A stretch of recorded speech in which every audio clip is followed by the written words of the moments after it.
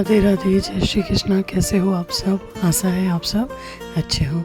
तो मैं शुरू हो गई हूँ अपने भगवान जी को हाथ जोड़ के अपने दिन की शुरुआत।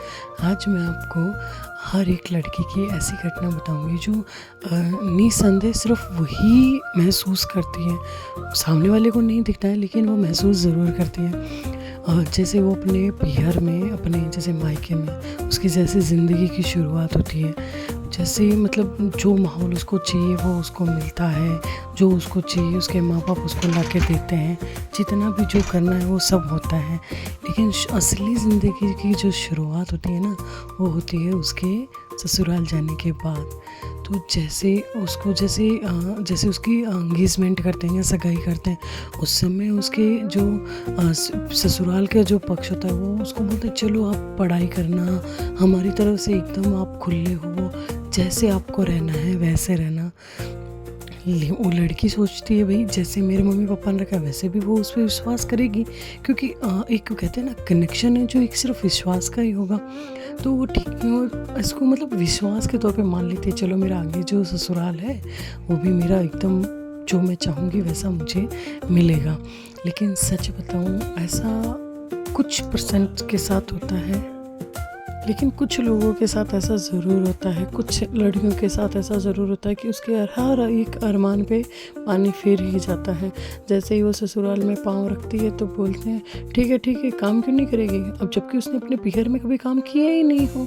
तो जैसे उसने सोचा नहीं भाई मेरे तो ससुराल वाले अच्छे हैं, मुझे कुछ नहीं सिखा देंगे। और यही सबकी सोच होती है भाई कि कोई बात नहीं, हर कोई चीज़ पीहर से सीख के है ये ज़रूरी नहीं, कुछ एक ससुराल में भी सीखी जाती है, क्योंकि वो भी तो इंसान है ना। 10, 15, 20 या 21 की एज में उसकी शादी कर देते हैं, तब तक वो पढ़ाई में या अपने कुछ हुनरों में ही रह जाती है। लेकिन असली ज़िंदगी की शुरुआत तो ससुराल में ही होती है, ये तो तय है।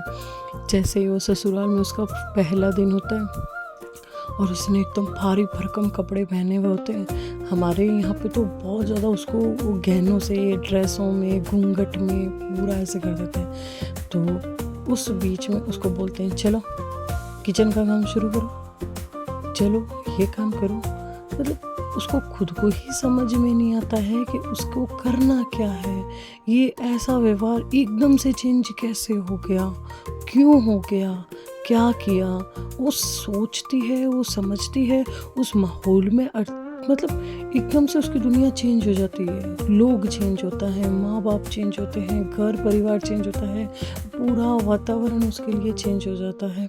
लेकिन वो चीज़ वो नहीं समझते, वो समझते बस हम एक नौकरानी ले आए हैं और ये हम उसके मम्मी पापा ने वो कायदा दहेज के साथ हमें नौकरानी दे दी है, ठीक है। वो उसका उसी चीज़ से फ़ायदा उठाते हैं, बस कुछ नहीं, 1-2 मिनट के लिए फॉर्मेलिटी, हाँ ठीक है आपकी तबीयत कैसी है, आप कर लोगे क्या। तो उस समय वो मना तो कर ही नहीं पाएगी, क्योंकि एक तो उसको घूंघट में रख दिया, वो ना हाँ के पाएगी ना वो ना के पाएगी, वो यही बोलेगी हाँ ठीक है हो जाएगा।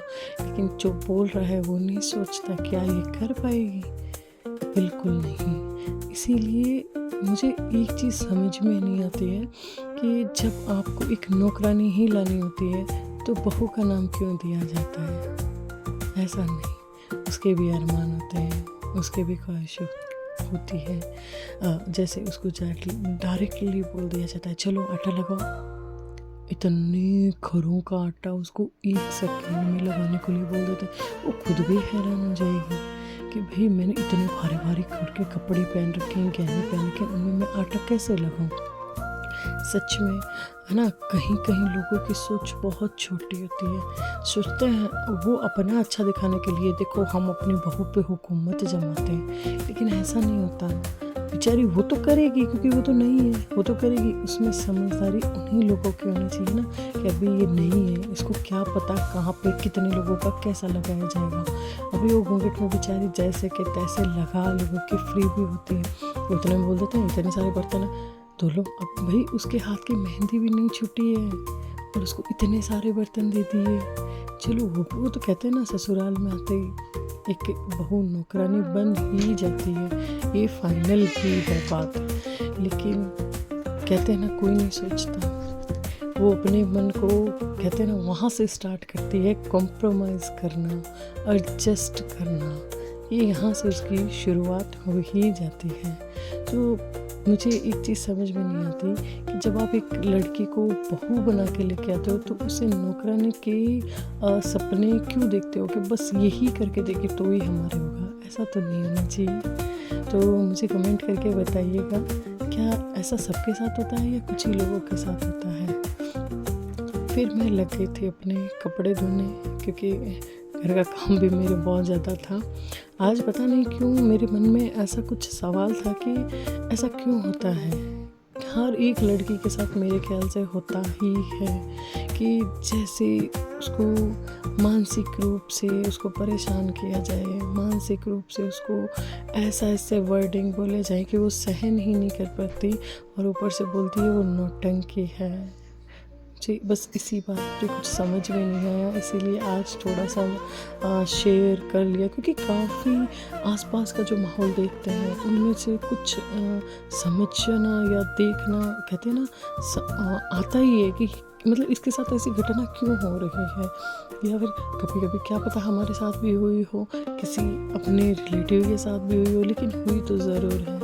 ये फिर मैं लग गई थी, कपड़े वपड़े मेरे हो गए थे, मैंने किचन की सफाई की, और किचन में मतलब कितना भी कर लो ना बिखेरा रहता ही है।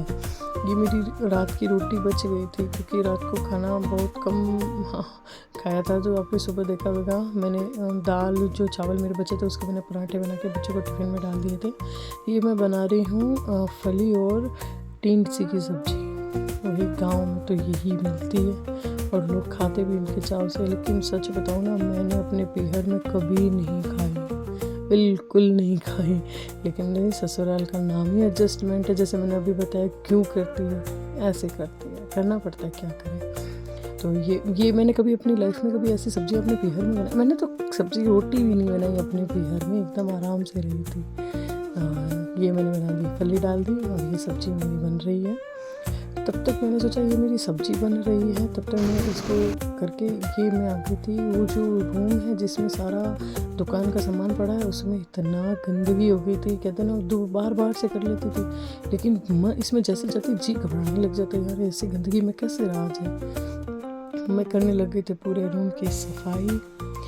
वो मुझे एक चीज़ मन में पता नहीं क्यों इतनी गहर कर रही है कि क्यों नहीं समझते हैं ससुराल वाले, क्या कमी रखती है एक बहू अपने घर में आने के लिए। कुछ माएँ होती है रियल में, कुछ माएँ होती है जो डायरेक्टली बोलती है मेरी बेटी से काम नहीं होगा, मेरी बेटी से ये नहीं होगा। नहीं है, हमारे मम्मी पापा, या कहते हैं ना जिसको खानदान बोलते हैं, परिवार बोलते हैं, या जिसने परिवार के बीच में रहना सिखाओ, वो अपनी बेटियों को ऐसी गलत शिक्षा नहीं देते हैं, बिल्कुल नहीं देते हैं। और मैं तो यही कहूँगी, ना देनी चाहिए। जब आपने उसको ससुराल भेजा तो काम तो करेगी ना, ठीक है। तो बैठने के लिए तो कोई नहीं भेजता, कोई मंदिर में पूजाने के लिए नहीं भेजता, काम तो उसको करना पड़ेगा। लेकिन होती है कई को जो पूरा दिन अपने घर में काम करते, फिर भी उनकी सासुएं बाहर जा के रोती हैं, भाई मेरा काम कोई नहीं करता, मेरा काम मैं खुद करती हूँ। ये ऐसी झूठी अफवाहें नहीं फैलानी चाहिए। बहू है, वो काम करेगी, ठीक है। उसके पीहर से किसी चीज़ का सपोर्ट नहीं मिलता ना, तो ऐसी सास क्या होती है कि अपना वो दिखाती है कि भाई अभी इसको पता है कि ये काम तो करने वाली है नहीं, तो काम तो अपने आप करेगी, मैं लोगों की संपत्ति भी तोड़ लेती हूँ। लेकिन इससे क्या होगा कि कुछ दिन तो वो सहन करेगी बहू, फिर वो अपने आप ही, कहती है ना, इग्नोर करना सीख जाएगी, या फिर उसको अपनी ज़िंदगी से हटा ही देगी। तो मैं तो यही मानती हूँ भाई, देखो जो भी बहू आई है आपके बेटे के पीछे, तो कुछ मान आप दोगे तो अपने आप मान देगी, बस इतना ही जानती हूँ। तो ये मैं लगी थी अपने रूम की सफाई, क्योंकि आज मेरे बहुत, मैं आपको बता दूँ, उसमें मेरे को 3 घंटे लगे थे उस रूम को सफाई करने में, 3 घंटे, क्योंकि बहुत ज़्यादा बिखरा हुआ था वो रूम, बहुत ज़्यादा। इतना भी वो दुकान का सामान था वो भी पूरा बिखरा हुआ था, उसको भी चूहों ने पूरा इधर से उधर अस्त व्यस्त कर दिया था। तो कुछ समझ में ही नहीं आ रहा था मेरे को क्या करना। ये मैंने अपने रूम की सफाई करके, मेरे को जाना था बच्चों को लेने, ये मैंने बिस्तर कर दी। पहले मैंने बोला मैं रोटी बना ही देती हूँ, क्योंकि आते वक्त मेरे को लेट हो ही जाएगी। इसमें लगभग मेरे को 12:30 हो चुके थे। बच्चों की जो स्कूल टाइमिंग है वो 1 बजे का था, 1:10 पे। और मैं फटाफट लगी पराठे वगैरह ये बनाने के लिए, क्योंकि घर के लिए खाना भी तो बना के ही जाना था। ये मैं निकल चुकी हूँ अपने बच्चों को लेके। गर्मी बहुत ज़्यादा थी तो बच्चों के लिए टोपी लेके गई, और ताकि उनको वापस लाते वक्त गर्मी नहीं लगे। ये है स्कूल इनकी, और ये मेरा सूर्या। ये मेरी कहानी मुझे कमेंट करके ज़रूर बताएं।